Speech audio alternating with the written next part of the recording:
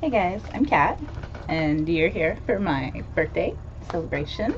We're gonna learn how to draw and paint a fabulous face for spring. And I'm just gonna get you started showing you my entire setup in the studio here. And I'm gonna start with brushes because I got some for my birthday and I'm really excited. They came in this little book, it's kind of neat.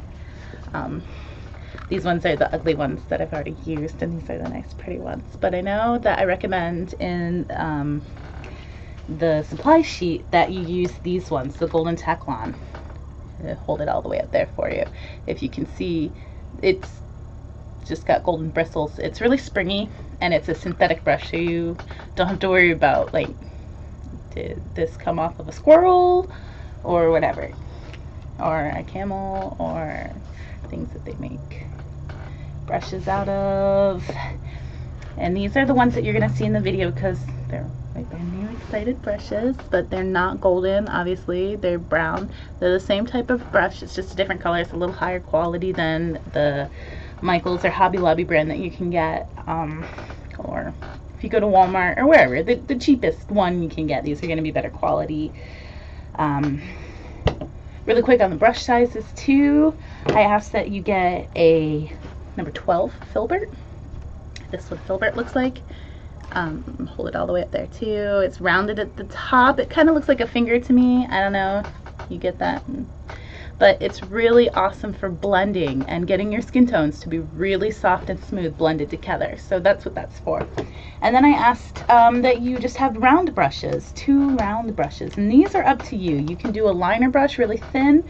I keep mine over here because they're not the pretty ones anymore, but you see a little round brush. You see how beat up this brush is because I use it all the time.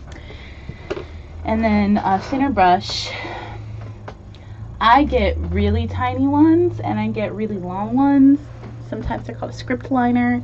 It really depends where you're purchasing your brush at. Sometimes they have, like, just if you get the whole pack, just use what you have. Try to make sure you use the biggest brush for the job and the smallest brush for the job. So if you're doing like the little fiddly bits in the eyes and you're doing like lining the eye a little teeny tiny little bit, yeah, don't use a jet brush. You're gonna drive yourself nuts. And when you're dealing with you know, a pad of paper that's just this big, you know, you're drawing a little teeny eye. This doesn't help because there's no face on it, but you're drawing a little teeny eye that's, you know, like 2 centimeters big. The thickness of your brush by millimeters is going to matter, so make sure you use a tiny brush for doing the eyes. And since I've got the paper in my hand, we're going to talk about the paper next. I use watercolor paper for almost all of my studies.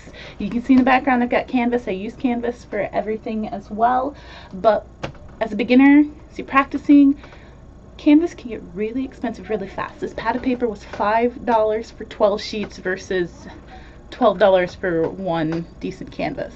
If you want to work on canvas, I'm not going to stop you. Do what you want, but this is the easiest thing for me to work with. The other thing we're going to kind of quickly go over is the paints. I talked about paints in the supplies list as well. This is the camel. I don't know if you can see that well, sorry. It is a really overcast day and I live in Florida and every other day it's been 85 degrees and today the clouds are in the sky, right? But that's the color and it's my skin tone. I'm really fair skin tone, so this is perfect for me to do portraits, people that are really fair skinned. Then I have the Martha Stewart porcelain doll, and this is it's a pinkish, a little bit pinkish off-white. You can use any off-white that you want. I have my burnt umber, really dark brown. It's almost a blue brown. It's not a red brown. The burnt sienna right here is a red brown, and if you see, maybe I hope you can see it anyway, it's a red brown. It's a kind of a chocolatey red brown. Black, everybody knows what black looks like. Red. And the extender, and I know there were a lot of questions, the extender versus glazing. I do have glazing liquid. I am a golden fangirl, so I have this glazing liquid right here. It's a tiny bit thicker than the extender, but it's made out of different stuff. This is made out of the acrylic base that paints are made out of. This stuff right here is made out of it's made out of, like, I think it's called glycol, and it's almost oily, almost sugary. Don't eat it because it's toxic. Just throwing that out there. I know everybody's adults, but whatever. And it makes your paint slippery. It helps your paint glide over the surface, especially if you're working with paper like we're working with today. You want something that's going to slide over the paper easier. And two other quick notes. If you don't like working with the red, you find it too harsh, and you'll know this working with the technique for a little while, use hot pink, use a light pink, use whatever you want to use. It's a recipe. Give it a go the first time the way I recommend it, and then, you know, play with it. If you don't have burnt sienna and you can't find it, I had, I think I spent 50 cents on this paint at Michael's, and it's a red brown. It's called terracotta. It's a little bit more red than brown. You can mix it with a normal brown if you want. Just get comfortable with the steps. Don't worry about if the paint is exactly what I recommend.